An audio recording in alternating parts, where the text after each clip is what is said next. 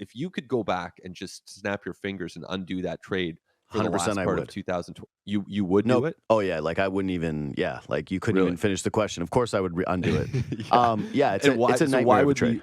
the Here's why, and this has been my point all along, is those assets at the time, and I've heard from some people that Moreno was not as coveted as his Baseball America ranking, right? That some teams had some doubts about the power and blah, blah, blah, blah, blah. That he might have been the Blue Jays' number one prospect and guy that everyone fell in love with here, but ultimately his value was not extraordinarily high.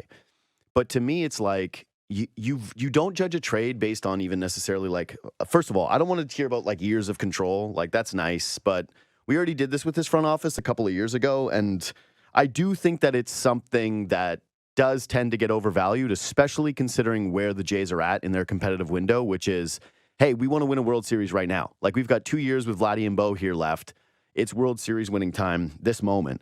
And to me, I just look at it and go, if the projection all along was to get an outfielder who can play defense and run the bases well, then you got that in Kevin Kiermaier. Like, that's gettable through free agency. That's not something that you need to trade your top prospect and another good outfielder for who's having an all-star season.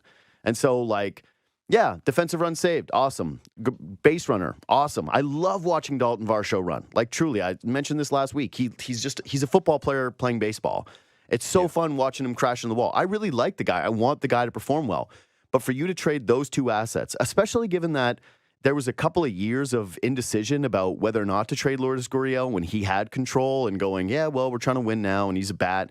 So you kind of trade him at his lowest value and just throw him in as a chip. To me, it's like asset management. You get an F. It's an F of a trade.